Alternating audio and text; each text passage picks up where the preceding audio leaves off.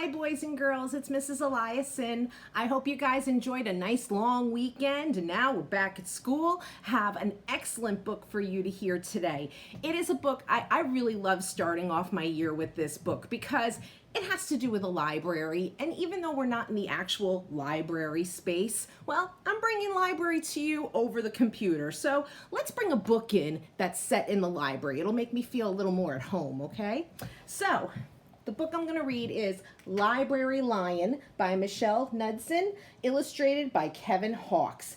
This is a wonderful story, my friends. If you haven't heard it before, well, I think you're definitely going to enjoy it. Now, what do you think? Would this be a fiction story, like a made-up story, or a non-fiction story, like a true story? Well, there's a lion in the library. What do you think, guys? Could we really have a lion in our library?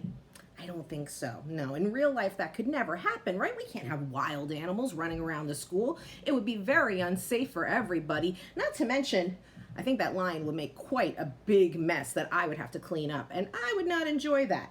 But this is a fiction story, my friends. It's a made-up story, but it's a really lovely story, and I hope you enjoy it. So, Library Lion.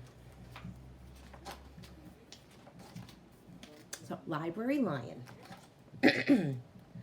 One day, a lion came to the library.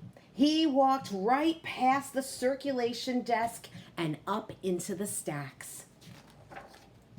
Mr. McBee ran down the hall to the head librarian's office. "Miss Merriweather," he called. "No running," said Miss Merriweather without looking up.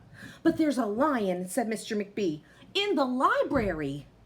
"Is he breaking any rules?" asked Miss Merriweather. She was very, very particular about rule breaking.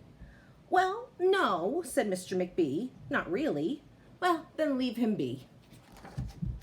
The lion wandered all around the library. He sniffed the card catalog. He rubbed his head against the new book collection. Then he padded over to the story corner and went to sleep. No one was sure what to do. There weren't any rules about lions in the library. Soon it was time for story hour. There weren't any rules about lions at story hour either. The story lady seemed a little nervous, but she read out the first book's title in a good, clear voice. The lion looked up. The story lady kept reading.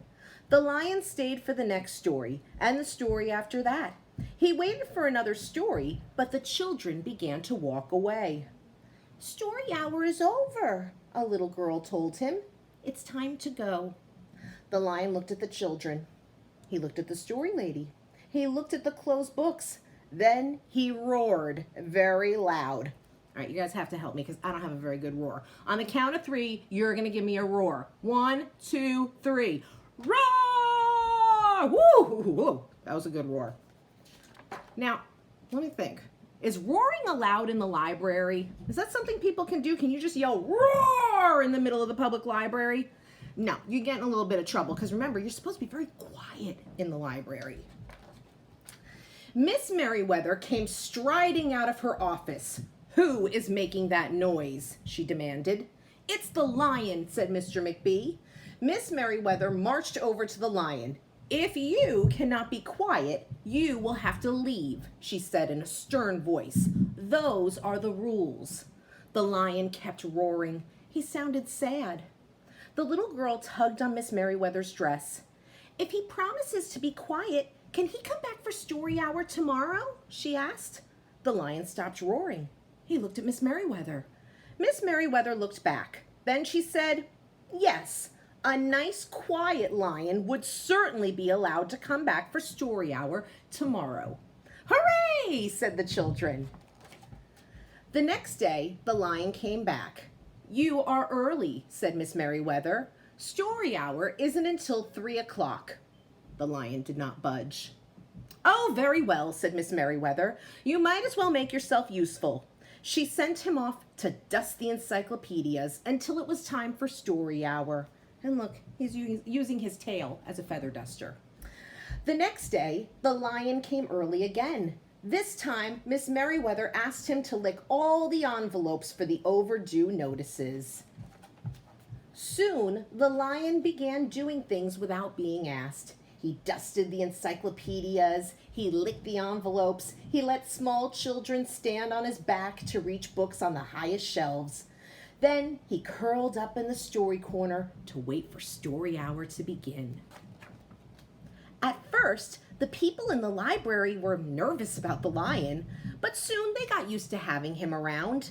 In fact, he seemed very well suited for the library. His big feet were quiet on the library floor. He made a comfy backrest for the children at story hour, and he never roared in the library again.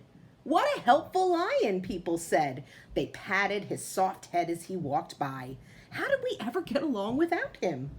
Mr. McBee scowled when he heard that. They had always gotten along fine before. No lions were needed. Lions, he thought, could not understand rules. They did not belong in the library. One day, after he had dusted all the encyclopedias and licked all the envelopes and helped all the small children, the lion padded down the hall to Miss Merriweather's office to see what else there was to do. There was still some time before story hour. "Hello, Lion," said Miss Merriweather. "I know something you can do. You can bring a book back into the stacks for me. Let me just get it down from the shelf." Miss Merriweather stepped up onto the high step stool. The book was just out of reach. Miss Merriweather stood on her toes. She stretched out her fingers. "Almost there," she said. And then Miss Merriweather stretched a little too far. "Ouch," said Miss Merriweather softly. She did not get up. "Mr. McBee," she called after a minute. "Mr. McBee." But Mr. McBee was at the circulation desk. He could not hear her calling. "Lion," said Miss Merriweather, "please go and get Mr. McBee." The lion ran down the hall. "No running," Miss Merriweather called after him. The lion put his big front paws up on the circulation desk and looked at Mr. McBee. "Go away, Lion," said Mr. McBee. "I'm busy." The lion whined. He pointed his nose down the hall toward Miss Merriweather's office. Mr. McBee ignored him. Finally, the lion did the only thing he could think of. He looked Mr. McBee right in the eye. Then he opened his mouth very wide, and he roared the loudest roar he had ever roared in his life. All right, guys, you got to help me. Give me a big roar on the count of 3. 1, 2, 3. Roar! Oh, whoa. That was a lot. That was quite a roar. Now, that lion broke a rule, didn't he? He roared, and he was not supposed to roar, but wasn't this kind of an emergency, right, guys? Well, let's see what happens. Mr. McBee gasped. "You are not being quiet," he said to the lion. "You're breaking the rules." Mr. McBee walked down the hall as fast as he could. The lion did not follow him. He had broken the rules. He knew what that meant. He hung his head and walked toward the doors. Mr. McBee did not notice. "Miss Merriweather," he called as he walked. "Miss Merriweather, the lion broke the rules. The lion broke the rules." He burst into Miss Merriweather's office. She was not in her chair. "Miss Merriweather?" he asked. "Sometimes," Miss Merriweather said from the floor behind her desk, "there is a good reason to break the rules, even in the library. Now please go call a doctor. I think I've broken my arm." Mr. McBee ran to call a doctor. "No running," Miss Merriweather called after him. The next day, things were back to normal, almost. Miss Merriweather's left arm was in a cast. The doctor had told her not to work too hard. "I will have my lion to help me," Miss Merriweather thought. But the lion did not come to the library that morning. At 3 o'clock, Miss Merriweather walked over to the story corner. The story lady was just beginning a story for the children. The lion was not there. People in the library kept looking up from their books and computer screens, hoping they would see a familiar furry face. But the lion did not come that day. The lion did not come the next day either, or the day after that. One evening, Mr. McBee stopped by Miss Merriweather's office on his way out. "Can I do anything for you before I go, Miss Merriweather?" he asked her. No, thank you, said Miss Merriweather. She was looking out the window. Her voice was very quiet, even for the library. Mr. McBee frowned as he walked away.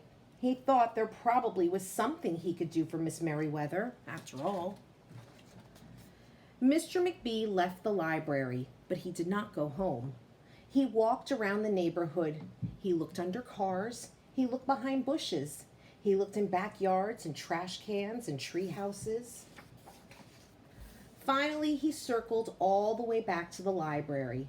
The lion was sitting outside, looking in through the glass doors. "Hello, Lion," said Mr. McBee. The lion did not turn around. "I thought you might like to know," said Mr. McBee, "that there is a new rule at the library. No roaring aloud, unless you have a very good reason. Say if you're trying to help a friend who's been hurt, for example." The lion's ears twitched. He turned around, but Mr. McBee was already walking away. The next day, Mr. McBee walked down the hall to Miss Merriweather's office. "What is it, Mr. McBee?" asked Miss Merriweather in her new, sad, quiet voice. "I thought you might like to know," said Mr. McBee, "that there's a lion. There's a lion in the library." Miss Merriweather jumped up from her chair and ran down the hall. Mr. McBee smiled. "No running," he called after her. Miss Merriweather didn't listen. Sometimes there was a good reason to break the rules, even in the library. The end. So I hope you guys enjoyed that story. I love Library Lion. It really makes me miss reading to you guys in the library, but we'll be back there soon enough, my friends. Have a wonderful week, everyone.